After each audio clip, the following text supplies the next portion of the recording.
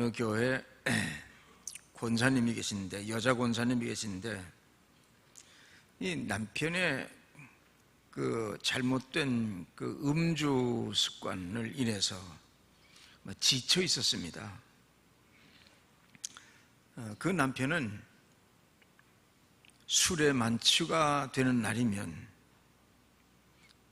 집에 돌아와서 난장판을 만들어 놓습니다. 그날도 한바탕 취중의 남편이 그 난장판을 쳐놓고 그리고 잠에 빠져들었습니다. 어느 때는 마찬가지로 그 아내는, 그 권사님은 남편이 어지럽힌 모든 것들을 다 제자리에 정리정돈을 하고 나서 남편 옆에 앉아서 남편을 위해서 기도하려고 하는데 기도는 나오지 않고 신세 타령이 나옵니다. 하나님,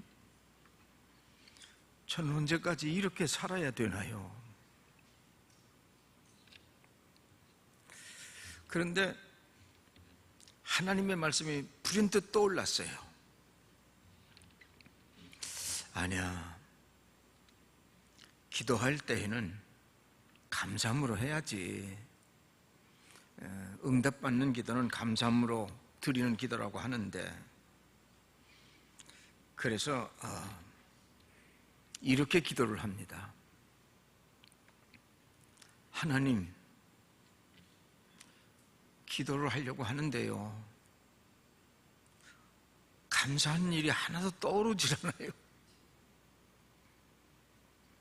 그러나 감사를 하면서 기도해야 되겠다고 하는 마음만 갖게 한 것도 감사합니다. 오죽하면 그렇게 기도했겠어요. 그렇게 기도를 이어가는데 그 순간 감사한 일이 하나 딱 떠올랐어요. 하나님, 그래도요, 고주방태이가 돼서도 자기 집 알고 돌아오는 것만 생각해도 감사하네요.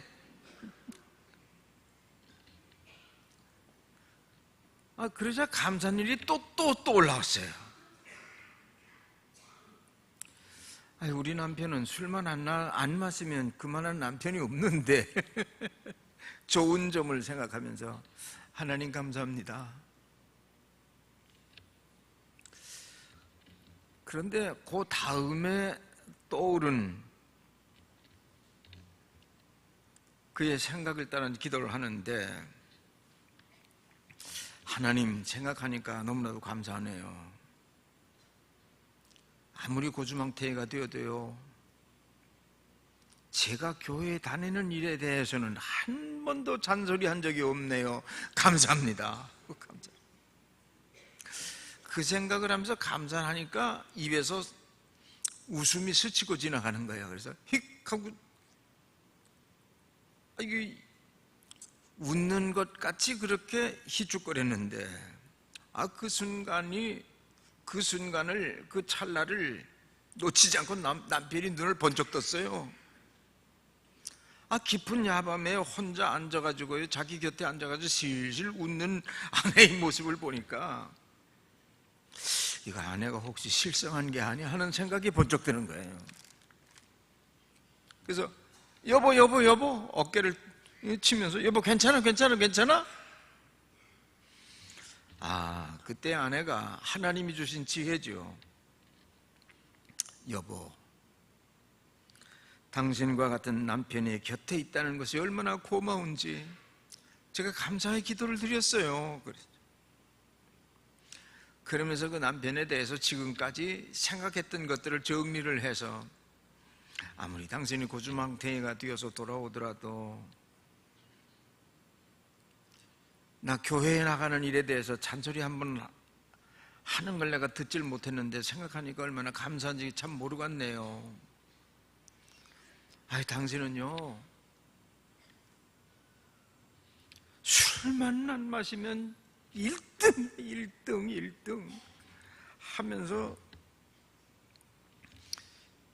남편한테 이야기를 계속하는데 남편이 아내 얘기를 이렇게 듣더니 한참 좀 멈칫 머뭇거리더니 뒤통수를 긁으면서요, 나도 교회 나갈까 보다 혼자말로 중얼거리더니 말이죠. 그 다음 주일입니다.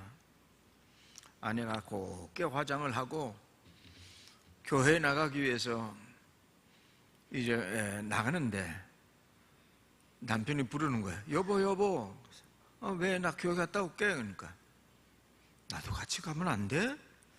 그 따라 나와서 새신자 등록하고 그때부터 열심히 신앙생활을 한다고 하는 얘기입니다. 근데 그 후에 그 아내가, 권사님이 이런 간증을 했어요. 이게 바로 중요한 얘기입니다. 잘 들으세요. 내가 10여 년 이상을 기도를 했는데도 응답이 없었는데 감사하는 마음을 가지고 하나님 앞에 감사를 드렸더니 단 한 번의 감사 기도가 이런 기적을 가져왔단 말이에요. 여러분, 우리가 하나님과 나와의 관계를 생각을 하면 감사한 일들이 얼마나 많은지 몰라요. 짧은 시간이 되기 때문에 제가 긴 얘기 할 수가 없습니다만은 제 삶을 되돌아보면 다 하나님의 은혜입니다. 내가 다른 사람들보다 잘난 것도 없고 다른 사람들에 비해서 뒤처지면 뒤처졌지. 그렇다고 해서 키라도 컸으면 좋겠는데 키도 그렇지 않고,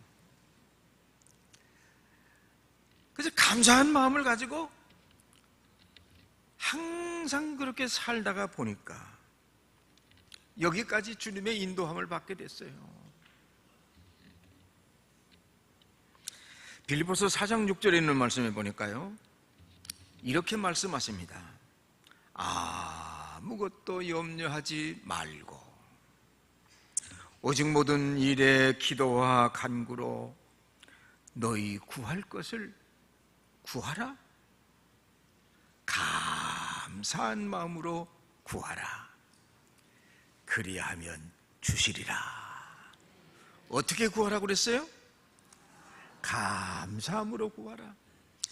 그동안 10여 년 동안 이렇게 기도하면서도 20, 30년 동안 기도하면서도요, 응답이 없었다면 다시 한번 되돌아보시기 바랍니다. 여러분의 기도를.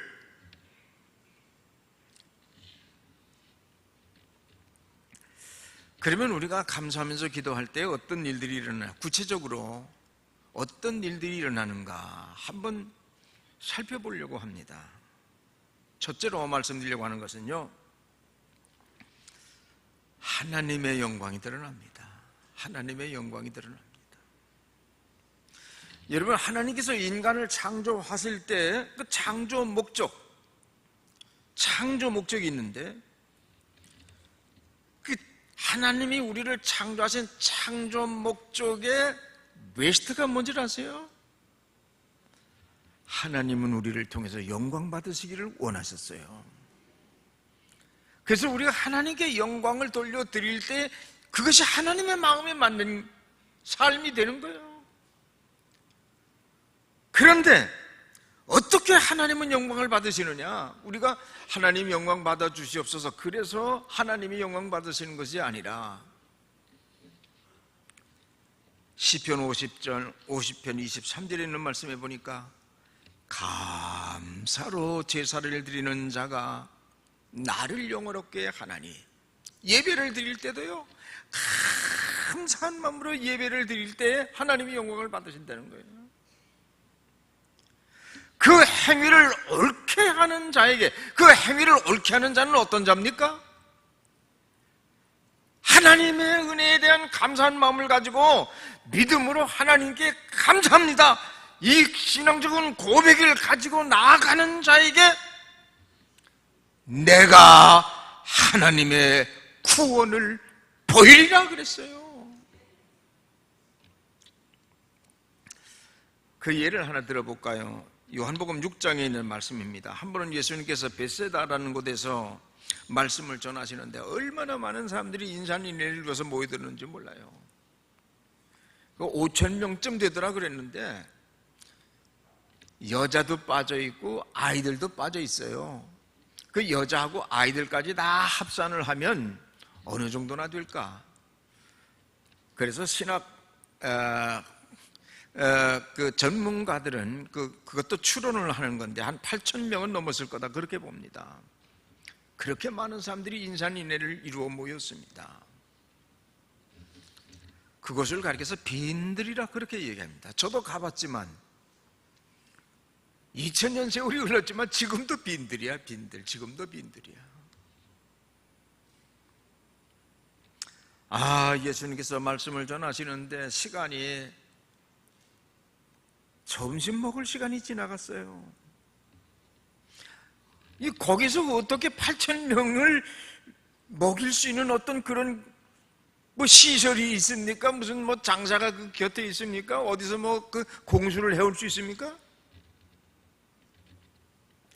그런데 희한하게도 어린아이 하나가요, 자기가 먹으려고 가져왔던 것을 예수님의 손에다 넘겨주는 거야.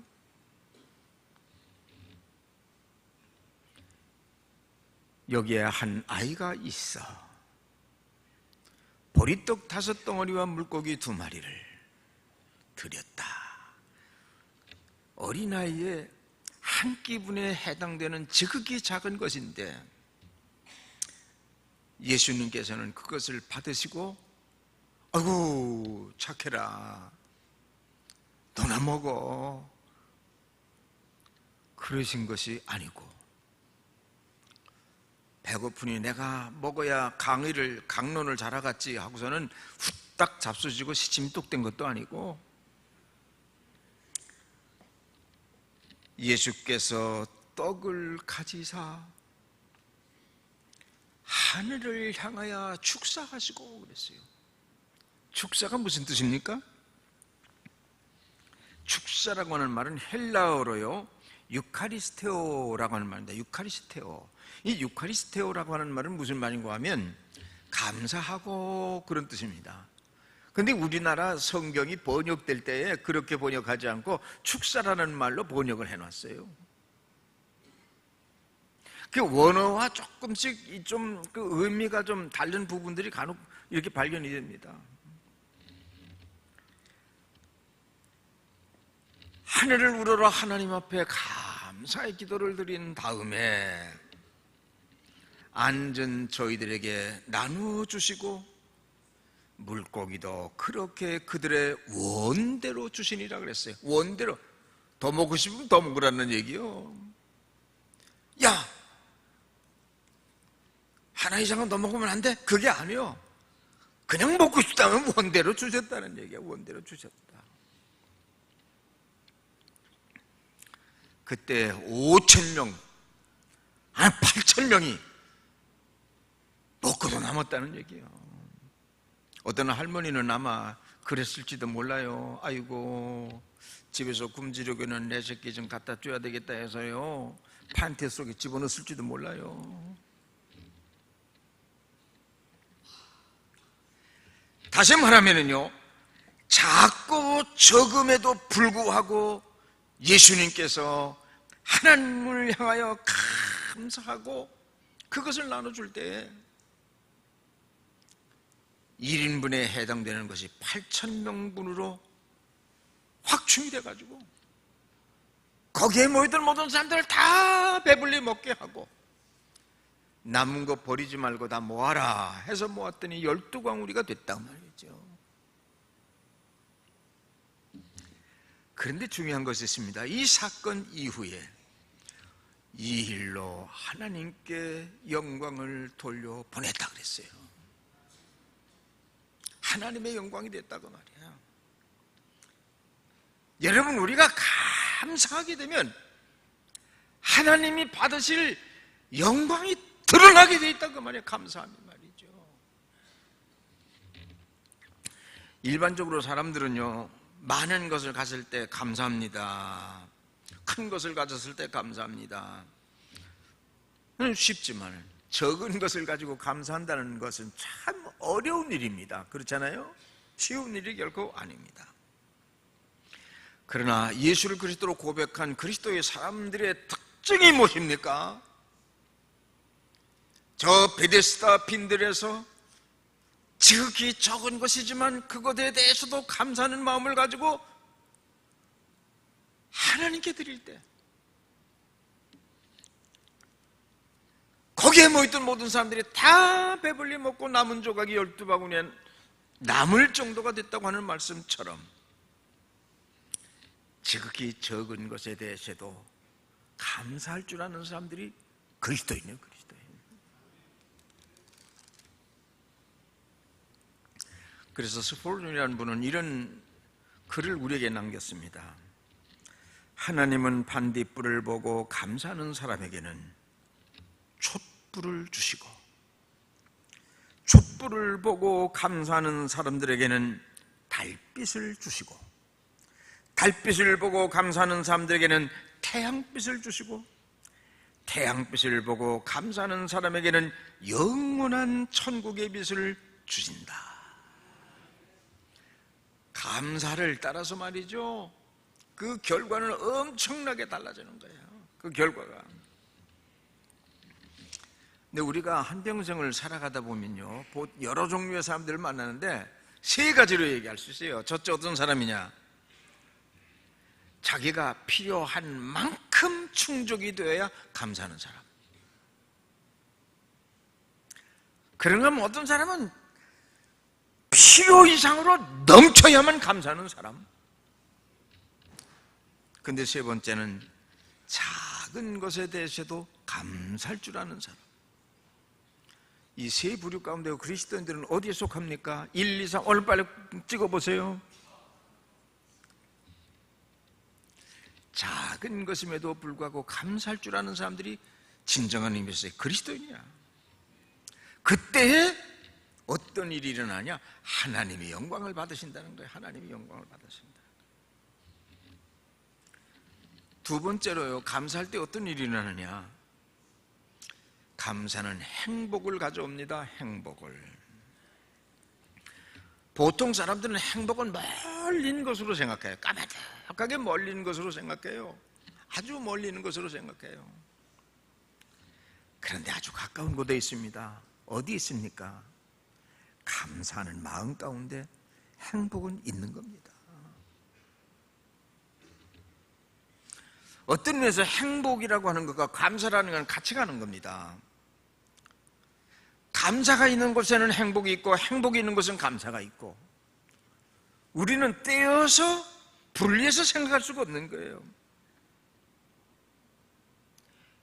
행복하기 때문에 감사하고, 감사하기 때문에 행복하고,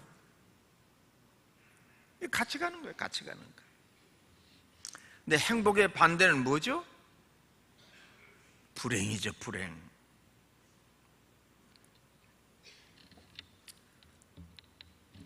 불행은 어떤 것입니까?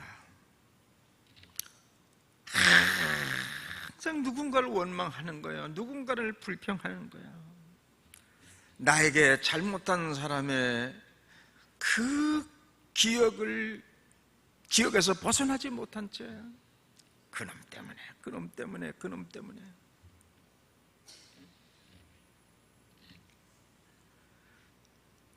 여러분, 원망과 불평이라고 하는 것은요, 불행으로 끌고 가는 에너지가 됩니다. 내가 불행해지고 싶어서 불행해지는 것이 아니라 원망하고 불평하고 시비 걸고 말이죠, 마음에 받은 상처 때문에 그걸 새기지 못하고 그걸 버리지 못하고 그걸 그냥 쌓아안고 힘들어하고 괴로워하다 보게 되면은 결국은 그 사람이 불행의 주인공이 되는 거예요. 불행의 주인공.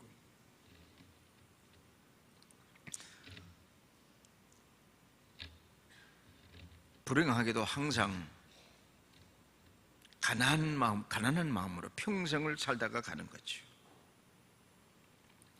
이스라엘 백성들이요, 출애굽을 해서 광야까지 나왔습니다. 여러분, 이스라엘 백성들을 광야까지 끌고 나온 목적이 어디 있습니까? 가나안에 들어가기 위해서 광야를 거쳐야 됐어요. 그런데 이스라엘 온 회중이요, 그 광야에서 모세와 아론을 원망하면서 그들이 뭐라고 얘기한 줄 아세요? 우리가 애굽 땅에서 고기 가마 곁에 앉았던 때와 배불리 먹던 때에, 아니 지들이 언제 그 애굽에서요 이 고기 굽는 가마 곁에 있었었어요? 배불리 그거 먹었어요? 노예 생활을 했어요. 노예 생활을. 이 현실과 가상세계를 이렇게 구분하지 못하는 거예요 지금. 그러면서 뭐라고 얘기하는 줄 아세요? 차라리 죽었으면, 그때에 죽었으면 좋았을 것을. 너희가 이 광야로 우리를 인도하여 온 회중으로 추려 죽게 하는도다. 그리고 원망하고 불평하는 거예요. 배불리 먹었을 때 그때 죽었으면 좋았을 걸. 이제는 우리는 더 이상 살 수가 없어. 여기서 이제 죽게 되는 거야. 원망과 불평이 나오죠. 이에 대해서 하나님께서는 민수기 14장에서 이렇게 말씀하십니다. 나를 원망하는 이 악한 회중을 내가 어느 때까지 참으랴? 이스라엘 자손이 나를 향하여 원망하는 바 그 원망하는 말을 내가 들었노라.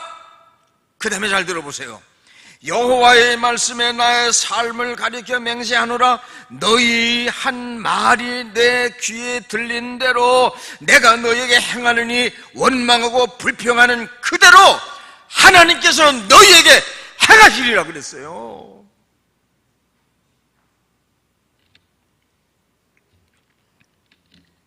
없다고 생각하고 원망하면 있는 것도 없어집니다. 그러나 없는 가운데서도, 안 되는 가운데서도 여기까지 인도하신 것 감사하지, 감사하면 풍성해지고 만사형통의 축복을 받게 되는 것이죠. 우리 그리스도인의 사전에는요, 아이고 난 죽고 싶다, 나는 죽을 것 같아, 안 돼, 작년하고 올하고 확연히 달라졌어.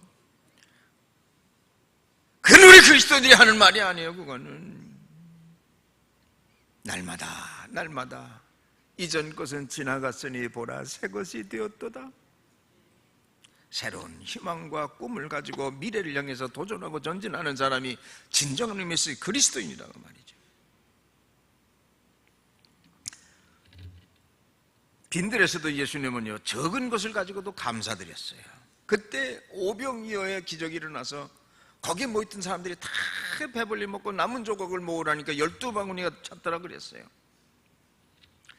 무엇이든지 감사할 줄 아는 마음에는 행복의 꽃이 핍니다. 감사하는 사람에게는 불행의 검은 그림자를 찾아볼 수가 없습니다. 행복은 멀리 있는 것이 아닙니다. 행복은 돈에 있는 것도 아닙니다. 행복은 권력에 있는 것도 아닙니다. 행복은 성공에 있는 것도 아닙니다. 행복은 감사하는 곳에서 피어난 꽃입니다.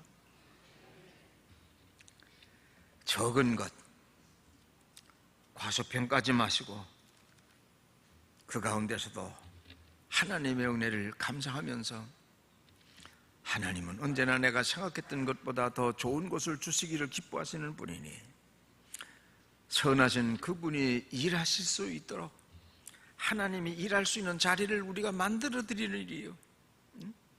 바로 그 만들어드리는 일이 뭡니까? 원망이나 불평을 하는 게 아니라 감사의 씨앗을 심으면 적었던 것이 커지고 불행했던 것이 행복으로 변하고 눈물이 웃음으로 변하고 모든 것이 다 바꿔지게 되는 것이죠. 물론 우리가 큰 것을 얻었을 때도 감사는 당연히 해야 되지만 때로는 적은 것이라고 할지라도 그것에 대해서 감사한 마음을 갖고 있으면 더 큰 복을 받을 수 있는 그릇이 준비되어 있는 거라. 더 받을 수 있는 거라.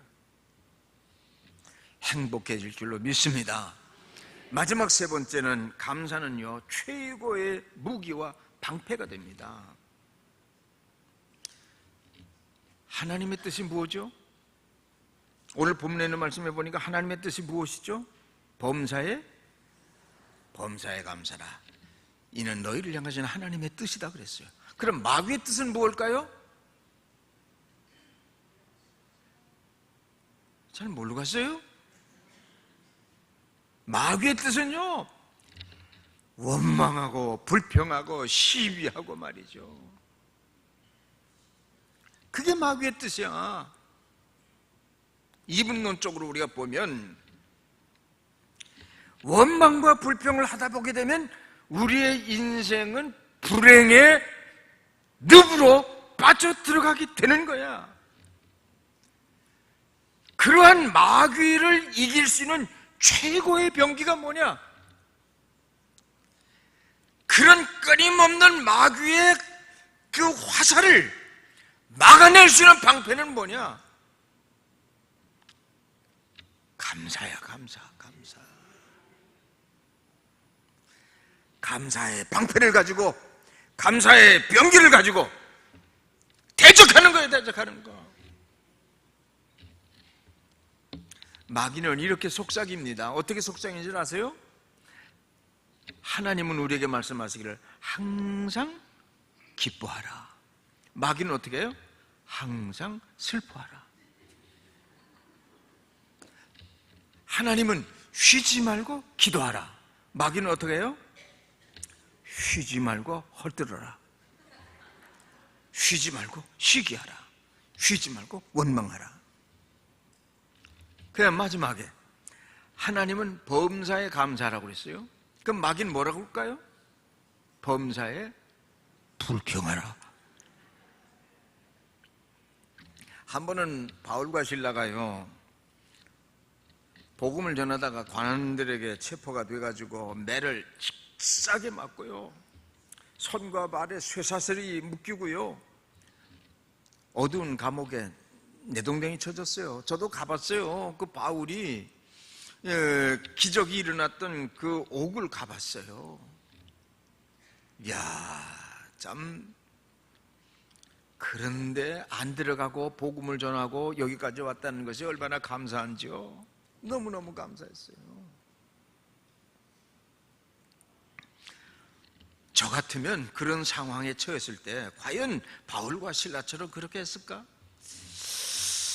아마 저 같으면 어려웠을 것 같아. 하나님, 이게 무슨 일입니까? 내가 복음을 전한다고 여기까지 왔는데 매는 즉사게 얻어맞고 말이지. 그냥 아이고, 이런데 이제 사형 선고 받아가지고 몇 날이 지나지 않으면 사형대 이슬로 사라지게 되는데 이런 친척들도 만나보지 못하고 아이고. 사도행전 16장 25절에는 말씀해 보니까 밤중쯤 돼요. 이건 시간적인 밤이기도 하지만 인생의 밤이요, 인생의 밤. 앞이 보이지 않는 캄캄한 밤이에요. 바울과 실라가 일어나서 하나님께 기도하며 하나님께 감사했어요.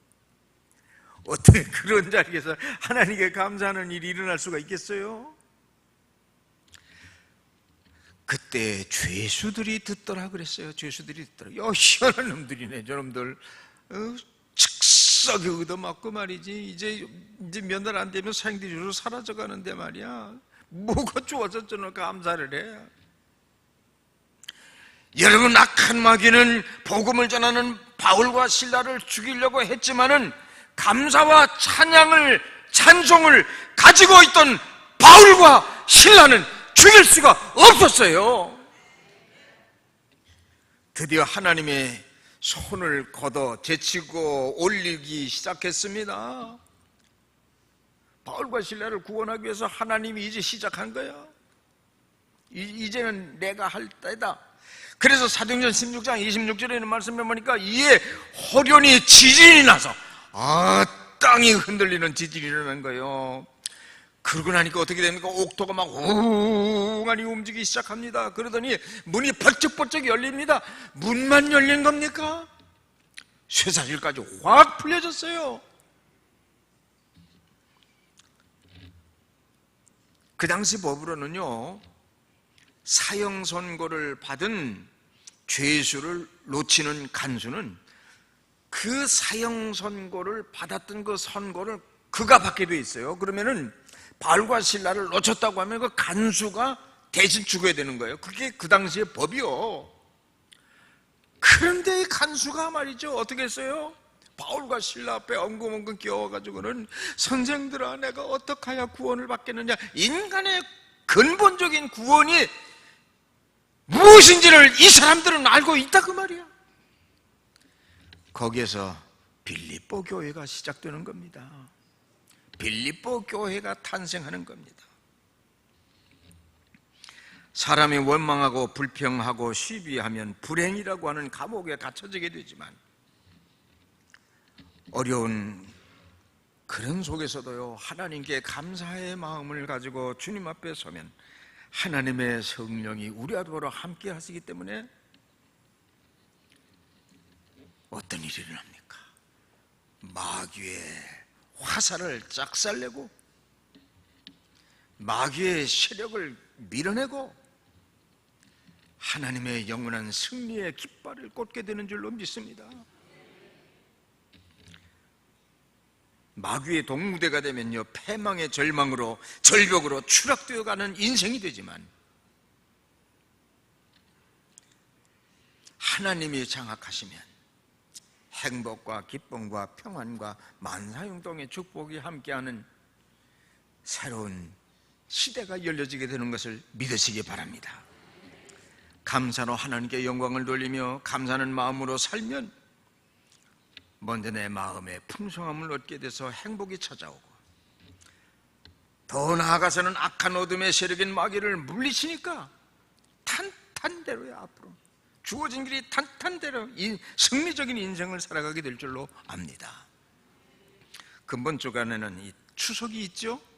여러분, 감사의 절기입니다.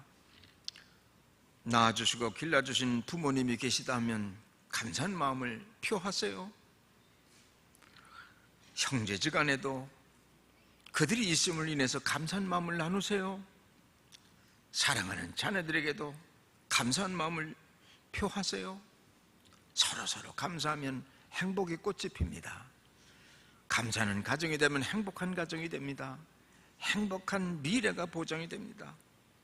감사하는 마음으로 기적을 불러오는 기적의 주인공 되시는 여러분 되시기를 주의 이름으로 축원합니다. 기도하겠습니다.